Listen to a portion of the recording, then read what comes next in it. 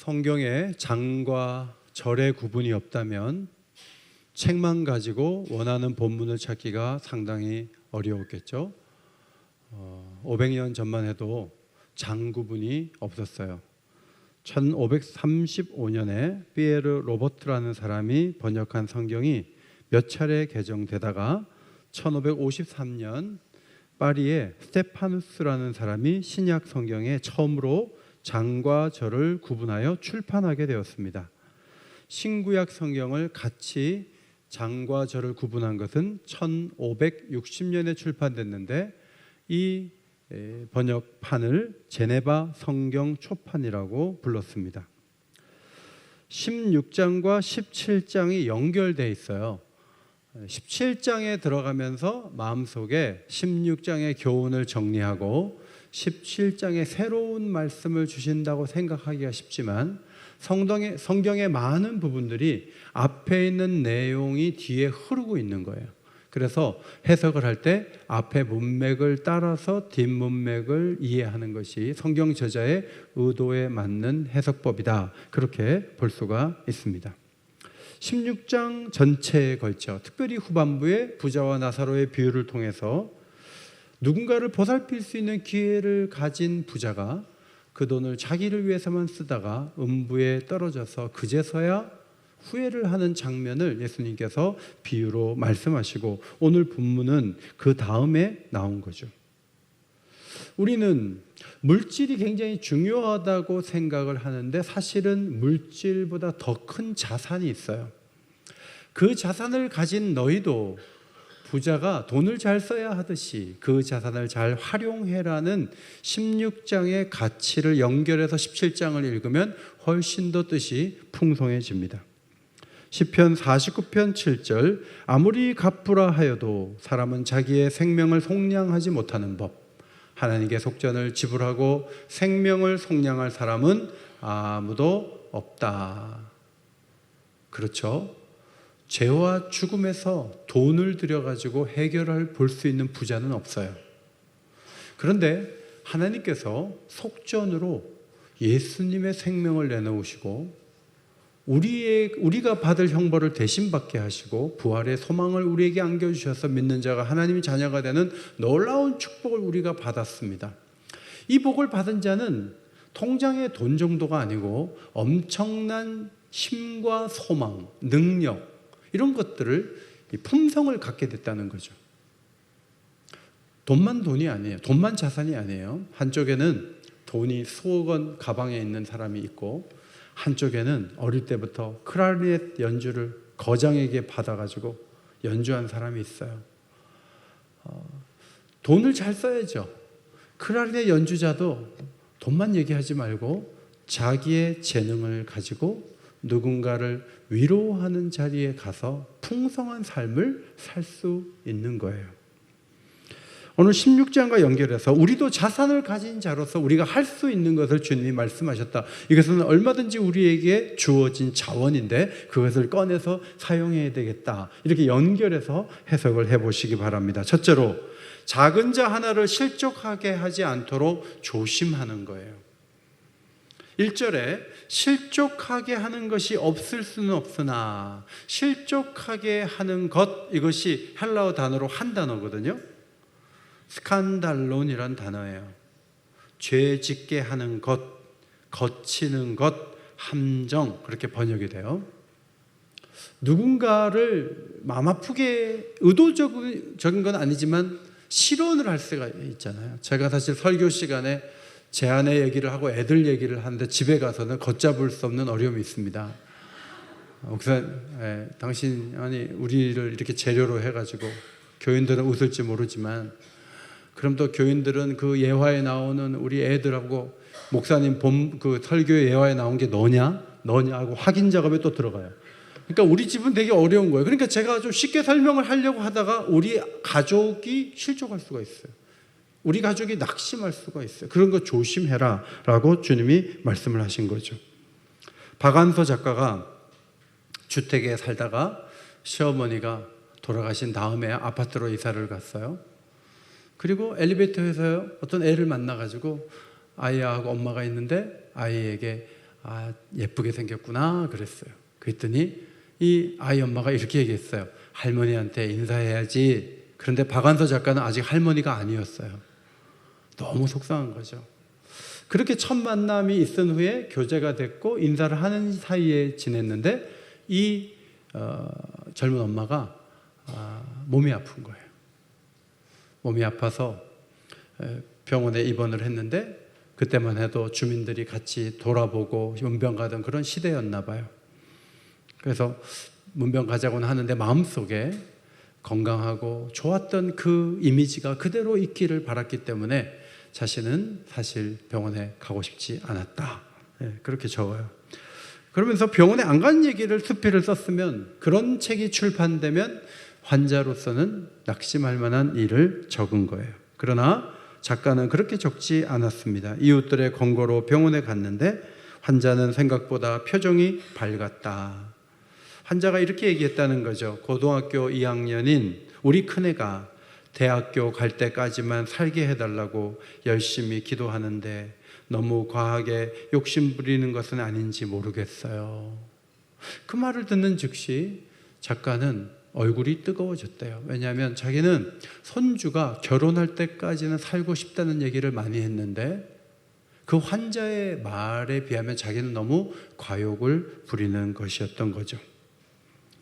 글은 어떻게 맞춰지는가 하면 작가는 손자가 결혼하는 것을 볼 때까지 살고 싶은 과욕을 줄여서라도 그 여자의 목숨에 보태고 싶은 마음이 있는데 그 젊은 엄마가 알지 모르겠다. 이렇게 글을 적었어요.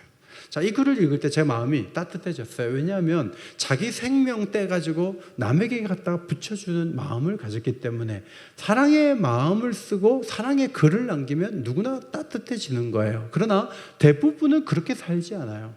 남이 가진 것, 남이 갖고 있는 명예와 남이 갖고 있는 그걸 떼가지고 딴 데다가 갖다 붙이는 거예요. 그러면서 자기 힘 자랑하는 거예요. 거기서 상처가 나고 거칠고 어려운 일들이 발생하는 거죠. 실족하게 한다는 이 단어는요, 거리낌이라는 말로 번역돼요. 요한 1서를 읽어보면 참빛이신 하나님께서 우리에게 빛을 비춰주셔서 우리 마음이 환하게 된 거예요. 환하게 된 상태에서 할 수 있는 행동 방식은 하나밖에 없어요. 사랑이에요. 근데 우리는 큰 빛, 참빛을 받고서도 미워해요. 미워하니까 내 마음에 거리낌이 생겨요. 미워하다 보니 형제를 볼 때마다 거리낌이 생기고 그 형제가 그걸 알게 되면서 나를 볼 때 거리낌이 생기는 거예요. 그 거리낌을 만드는 것을 주님이 금하신 거예요. 2절에 보면 작은 자 하나를 실족하게 하지 말라. 어른들에게 작은 자는 자녀일 수 있고 교사에게 작은 자는 학생일 수 있어요. 작은 자 하나가 낙심해가지고 내가 살 필요가 없어 막 이렇게 나온다면 그렇게 낙심하게 하는 일을 하기 전에 그 완고한 사람 목에다가 연자맷돌을 묶어가지고 바다에 던지는 게 낫다. 하나님의 심판받을 일을 막 하면서 예수님께서 아주 강력하게 말씀을 하셨어요. 마태복음 18장 10절에 삼가 이 작은 자 중에 하나도 없인 여기지 말라. 너희에게 말하노니 그들의 천사들이 하늘에서 하늘에 계신 내 아버지의 얼굴을 항상 배웁느니라. 나는 뭐 저 사람 무시해. 가진 것도 없고 배운 것도 없고 난 저 사람 아무것도 아닌 걸로 봐 라고 없인 여길지 모르지만 하나님은 그 사람을 돕기 위해 천사를 동원해요. 하나님께 그 사람은 너무나 귀한 사람이에요. 근데 내가 작은 자라고 단정하고 업신여기는 거예요. 이것은 엄청나게 큰 죄가 되는 거예요. 3절과 4절은 형제가 내게 죄를 범할 때, 특별히 4절 말씀은 7번 와서 미안하다, 잘못했다. 그러면 장난치는 거야? 이렇게 얘기가 나올 수가 있는데 그때 용서해 줘라. 7번 내 마음 아프게 하더라도 그가 회개해서 미안하다고 하면 용서해 줘라. 물질이 많은 사람이 5만 원을 안 줘요? 3만 원을 안 줘요? 1만 원을 안 줘요? 그렇게 해서 부자가 된 거예요? 그 부자 문제죠. 할 수 있는데, 베풀 수 있는데 그것을 주면 그 사람은 배고픈 상태에서 벗어날 수 있고 가장 요긴한 사랑을 받을 수 있는 그 사람에게 그걸 베풀지 않고 부자로 살아요? 우리가 그 사람만 욕할 수 있느냐 하는 거예요. 그렇지 않다는 거예요. 우리가 이 땅을 살아가면서 사람들을 안고 품고 용서해 주는 일들을 반복하는 것을 그칠 때 세상은 지옥이 돼요.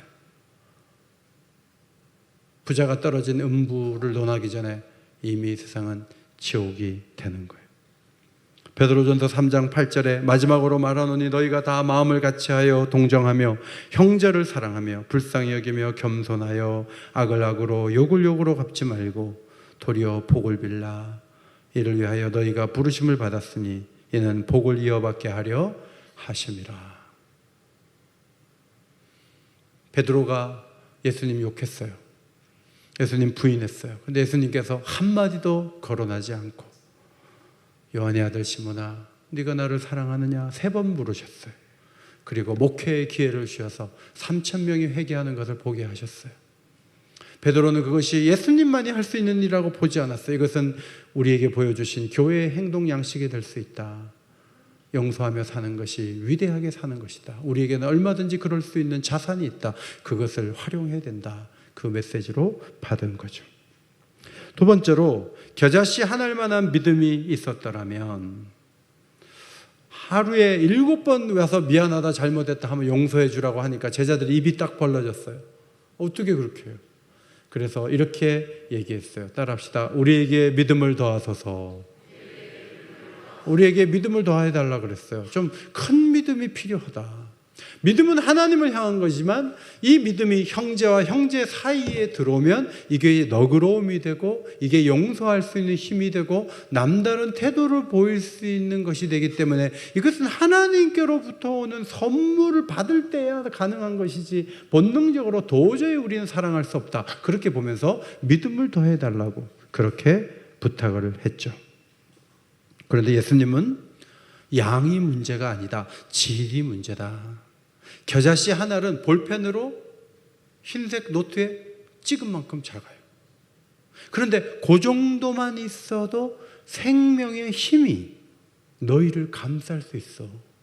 놀라운 일이 일어날 수 있어. 믿음은 하나의 자산이야. 믿음으로 움직이면 뽕나무더러 바다의 신기라고 말할 수도 있고 실제로 그런 일이 일어날 수도 있어. 우리가 보기에 뽕나무를 왜 바다에 신 거예요? 아무런 의미 없고 가치 없는 일이에요. 그런 일이라 할지라도 그렇게 명할 수 있는 담대함과 그것을 또한 하나님이 들어주시는 귀한 역사가 믿음 있는 자에게 일어날 수 있어 라고 예수님이 말씀하신 거죠. 에스겔 31장을 보면 앗수르는 키가 크고 꼭대기가 구름 속에 뻗어있던 레바논의 백향목으로 묘사되었습니다. 앗수르는 강했어요. 앗수르는 모두의 부러움을 샀어요. 강대국을 이뤘어요. 그런데 교만에 빠졌어요. 그래서 백향목 같은 앗수르가 하나님의 심판을 받았어요. 예수님이 전하신 하나님 나라는 백향목같이 우뚝 솟은 나무의 모습이 아니에요. 들판에 지천으로 펴있는 풀과 같아요. 겨자풀. 여러분 겨자가 나무가 된다 그랬잖아요. 어떤 나무는 8m짜리도 있다고 기록에 남아있지만 대부분의 겨자씨는 겨자풀이 되는 거예요. 1.5m에서 한 2m 정도 자라는 유채꽃 같은 이곳에 새가 깃드는 거죠. 하나님 나라는 겉으로 보기에 대단하지 않아요. 그런데 그 생명력이 있어서 놀라운 모습을 이루지만 사람들에게는 비난을 받아요. 믿음으로 움직이는 것이 하찮아 보이고 작아 보이기 때문에 그래요. 가나안을 정탐한 12명 중에 10명이 하나님의 약속을 신뢰하지 못하고 이렇게 말하죠. 우리는 스스로 보기에도 메뚜기 같으니 그들이 보기에도 그와 같았을 것이라. 메뚜기가 뭘 하는 거예요? 아무것도 못한다고 얘기를 했어요. 그 얘기를 듣고 온 회중이 밤새 울면서 우리는 이제 큰일 났다. 우리는 들어갈 수 없다. 통곡했어요.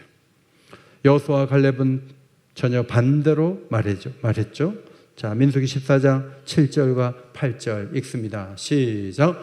우리가 두루 다니며 산성한 땅, 심히 아름다운 땅이 여호와께서 우리를 기뻐하시며 우리를 그 땅으로 인도하여 들이시고 그 땅을 우리에게 주시리라. 이는 과연 젖과 꿀이 흐르는 땅이니라.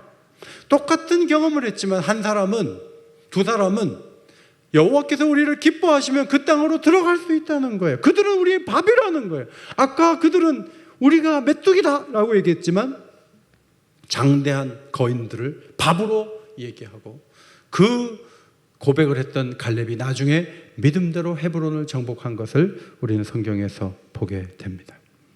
겨자씨 같은 믿음만 작동한다면 형제가 7번 와서 용서하라, 용서해달라 하면 용서해 줄 수 있는 거죠. 겨자씨 같은 믿음만 있다면 미래 전망을 어둡게 할 필요가 없어요. 겨자씨 같은 믿음만 있으면 놀라운 일이 일어나요. 문제가 생겨도 오히려 그 문제를 놀라운 시너지 효과가 나는 놀라운 역사로 바꿀 수 있어요. 그게 믿음이에요. 사도행전 6장의 구제 문제로 교회가 원망이 생겼어요. 사도들은 놀랍게도 자신의 사역을 조정함으로 이 문제를 해결하기를 원했어요. 우리가 말씀과 기도에 전무하고 이 많은 구제의 사역들을 전담할 수 있는 사람을 세우자. 그래서 최초로 안수 집사를 세우게 된 거예요. 7명을 세웠어요. 헬라파로 다 세웠어요. 그리고 나니까 이 교회에 놀라운 부흥의 역사가 있게 되었다 하는 거죠. 스데반이 순교했어요. 교회 집사님이 돌 맞아 죽었어요. 교회는 이제 내리막길이죠. 그러나 빌립은 흩어진 가운데 성령의 인도를 받아 이디오피아 내시에게 복음을 전해요. 그에게 세례를 줘요. 사울이라는 핍박자가 주님께로 돌아오고 그리고 이방인 집에 가서 말씀을 전할 때 고넬료 집에 있는 사람들이 성령을 다 받아요. 스데반은 죽었어요. 그런데 교회가 더 크게 하나님 나라를 확장해요. 어떻게 그게 가능해요? 믿음으로 움직이고 믿음으로 그들이 이 문제 앞에 섰기 때문에. 사도행전 15장의 할례 문제로 예루살렘 교회가 안디옥 교회가 양분되기 쉬운 상황에 놓여 있었지만 이 모든 문제를 많이 토론한 후에 지도자 야고보가 말하죠. 이방인의 구원이 하나님의 계획과 다르지 않습니다 라고 말하면서 사도행전 15장 19절 그러므로 내 의견에는 이방인 중에서 하나님께로 돌아오는 자들을 괴롭게 하지 말고 여기 올라온 바울과 바나바와 함께 유다와 실라를 안디옥 교회에 보내고 4가지를 금하게 하는 편지를 보내자 했을 때 만장일치로 가결했다 이런 말씀이 나와요. 하나가 되는 거예요. 그리고 교회가 놀라운 선교 역사를 계속 써내려갈 수 있었던 그 중심에는 하나님을 향한 믿음이 있었던 거예요. 마태복음 15장 28절 수로보니게 여인이 딸을 고쳐달라고 했을 때 자녀들의 떡을 취하여 개들에게 던짐이 합당하지 않다 했을 때 이 여자가 상에서 떨어지는 것을 개들이 먹는다. 개가 먹는 거라도 달라 그랬어요. 그때 예수님이 그 말을 듣고 이 여자를 이렇게 칭찬하셨습니다. 앞에 보시고 읽습니다. 앞에 시작. 이에 예수께서 대답하여 이르시되 여자여 내 믿음이 크도다. 내 소원대로 되리라 하시니 그때부터 그의 딸이 나으니라. 자, 여기 큰 믿음이 나와요. 큰 믿음이 무슨 믿음이에요? 자존심을 앞세우면 믿음이 없는 거예요. 자존심을 내려놓고 개도 부스러기를 먹습니다. 주님이 그렇게까지 나한테 아픔을 주세요? 좋아요. 그래도 저는 주님 예배할 거예요. 자, 이게 큰 믿음이에요. 이 겸손을 믿음으로 받으신 거죠. 성도 여러분, 변화와 회복의 능력은 우리가 쓸 수 있는 놀라운 자원이에요. 지금도 교회 안에 이런저런 아픔을 겪은 식구들이 너무 많아요. 예수 믿어가지고 뭐가 잘 됐는데 이렇게 나오면 뒷걸음질 치는 거죠. 그래서는 안 돼요. 믿음으로 기도하시기를 바랍니다. 믿음으로 아뢰면 하나님이 일하실 줄 믿습니다. 큰 믿음을 가지고 앞으로 나가야 돼요. 3번째, 7절 이하의 말씀은 종의 의식, 그것을 가르치신 거예요. 열매를 맺는 듯 하다가 열매를 맺지 못하는 많은 이유 중에 하나는 적절한 대우를 하지 않아서예요. 뭔가를 했을 때, 저도 그렇잖아요. 여러분이 뭐 은혜 받는다고 해서 저한테 문자 보내주십니까? 사실 뭐 설교를 열심히 하고 여러분 은혜 받은 것 같지만 여러분들의 반응이 막 내가 설교를 더 열심히 해야 되겠어 이런 반응은 사실은 거의 없습니다. 오늘 찬양대 은혜를 얻게 너무 잘했지만 지나가는 일이에요. 수고하셨어요. 그러나 그냥 넘어가요. 교사들이 많이 애쓰고 장로님들이 많이 수고하지만 적절한 격려와 사랑이 척척 이어지느냐? 그렇지 못해. 선교지에서도 참 애를 많이 쓰죠. 정말 목숨을 바쳐가면서 뛰어다니지만 뭐 고국에 온다 그래서 우리가 잘 해주고 그렇지도 못하잖아요. 의외로 많은 일들이 하나님의 역사가 적절한 대응이 없기 때문에 지쳐서 포기하는 경우가 다반사예요. 오늘 예수님은 이 부분을 터치해주고 계세요. 종의 의식을 가지라는 거예요. 밭에서 밭을 갈거나 양을 치거나 일하다가 종이 집에 들어왔어요. 근데 누가 밥을 차려주면서 어이구 수고했다고 이거 먹으라고 하는 사람이 아무도 없어요. 오히려 들어오자마자 주인 밥상 차려야 돼. 자기도 배고픈데 주인 밥상을 차려도 주인이 오늘 그렇게 많이 수고하고 내 밥까지 차리느라고 수고했다 이렇게 말을 하지 않아요. 당연히 받아 먹어요. 그리고 나서 자기가 밥을 차려 먹어요. 그러면 이 종이 죽을 맛이에요. 그런데 얼굴 표정 바뀌지 않고 계속 일을 할 수 있는 방법이 뭐냐면 그 종이 종의 의식을 갖고 사는 거예요. 난 종이야. 내가 밭에 가서 일하거나 주인 밥상 차리거나 내가 나중에 먹는 거는 이거는 당연히 그렇게 해야 돼 하면서 나는 무익한 종일 뿐이야. 마땅히 해야 할 일을 한 것뿐이야 라고 의식을 갖고 살면 이것이 하나님 나라의 큰 자원이 될 수 있다는 거예요.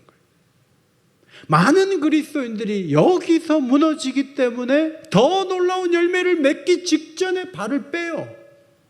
못하겠다 그래요. 안 하겠다 그래요. 그래서 너무나 하나님 나라는 손실이 많은 거예요.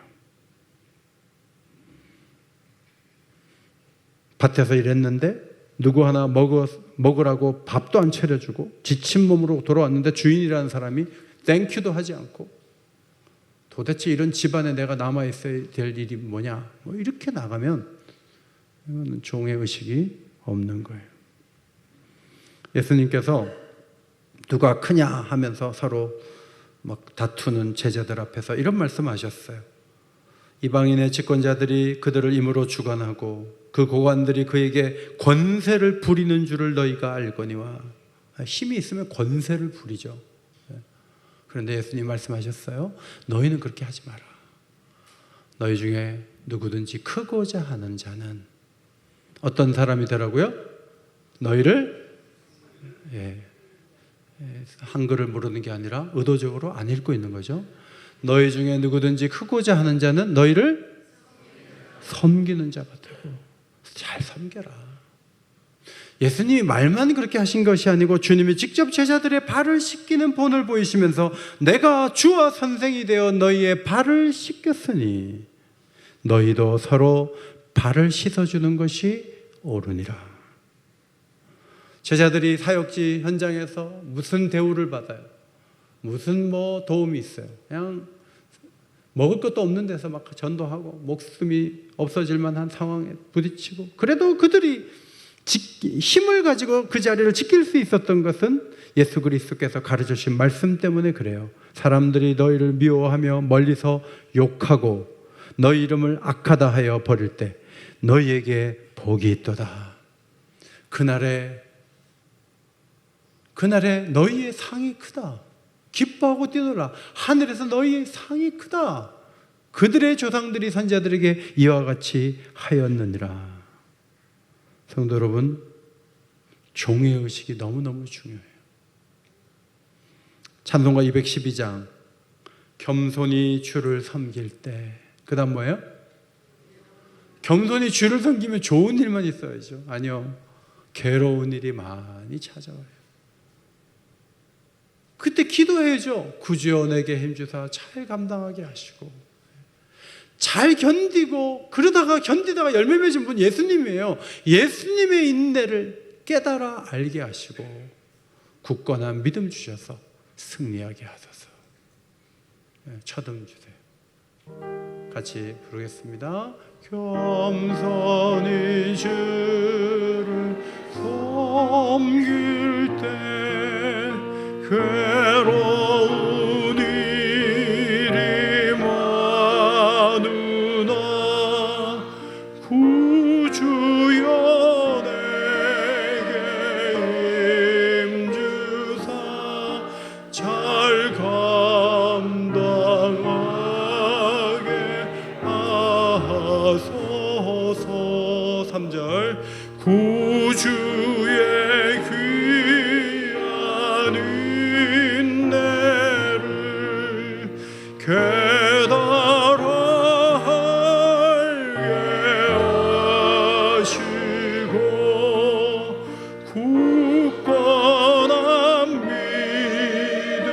주셔서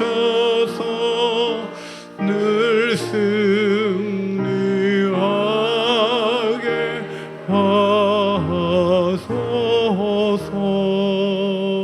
아멘. 부자와 나사로의 비유를 연결해 보면 오늘 본문은 우리에게 자산이 있다는 거예요. 어떤 자산? 사랑과 나눔과 섬김과 돌봄과 인내. 인내할 힘을 주시고 인내하라고 한 거예요. 용서할 힘을 주시고 용서하라고 한 거예요. 믿음의 세계 속에 살 수 있고 기도할 수 있는 기회를 주시며 믿음으로 도전하라고 하신 거예요.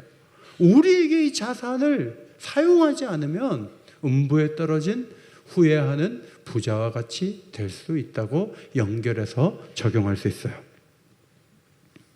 이기적인 어린 아들에게 아버지가 냉면 2그릇을 보여주면서 어느 것을 택할 것인지 물었어요. 냉면 위에 삶은 계란이 하나 있고 하나는 계란이 없어요. 이기적이기 때문에 아들이 계란 있는 것을 탁 찾아서 먹었어요. 근데 아버지를 보니까 아버지 냉면 밑에 계란이 2개가 있었어요. 그래서 이 아들이 너무 기가 막힌 거예요. 아버지가 얘기합니다. 아들아, 보이는 것이 전부가 아니다. 남을 쉽게 이기려 하다가 네가 질 수 있다. 그랬어요. 다음 날 아버지는 국수 2그릇을 차려놓고 아들에게 고르라고 했어요. 이번에도 한 그릇에는 계란이 있고 한 그릇에는 계란이 없어요. 고르거라. 이기적이기 때문에 상상하면서, 어제 일을 상상하면서 계란이 없는 그릇을 골랐는데 끝까지 계란이 없었어요. 아버지가 이렇게 얘기했어요. 아들아, 너무 경험에 의존하지 마라. 삶이 너를 속일 것이다. 그럴 때는 실망하지 말고 교훈을 삼아라. 다음 날 아버지는 또 국수 2그릇을 고르라 그랬어요. 이번엔 아들이 이렇게 말했어요. 아버지가 가장이시고 가족을 위해 희생하셨으니까 아버지가 좋은 것 드세요 하고 계란 있는 건 아버지께 밀어넣고 자기가 계란 없는 걸 먹는데 국수 밑에서 계란이 2개가 나왔어요. 아버지가 웃으며 말했어요. 남에게 베풀어라. 그러면 너에게 좋은 것이 돌아올 것이다. 어떤 사람이 아버지의 이 3번의 교훈을 통해서 인생에 성공을 했대요. 여러분, 냉면 위에 계란 가지고도 사람이 성공할 수 있어요. 예수님은 이 정도의 얘기가 아니에요. 지금 온통 지옥이 되어 있는 이유가 뭔지 아세요? 지금 일본보다 지의 나이가 더 높아요. 우리의 1인당 국민소득이 더 높아요. 그러면 일본 사람보다 우리가 더 행복하다고 말할 수 있느냐? 말할 수 없어요. 왜냐하면 우리에게 있는 이 놀라운 자산을 활용하지 않기 때문에. SK그룹은 대단하잖아요. 그래도 이 분쟁에 들어가니까 부인에게 1조 몇천억 물어주더라고요. 그 항소해요. 그 집안은 온 세상에 그 집안이 어떤 집안인지를 드러내고 있어요.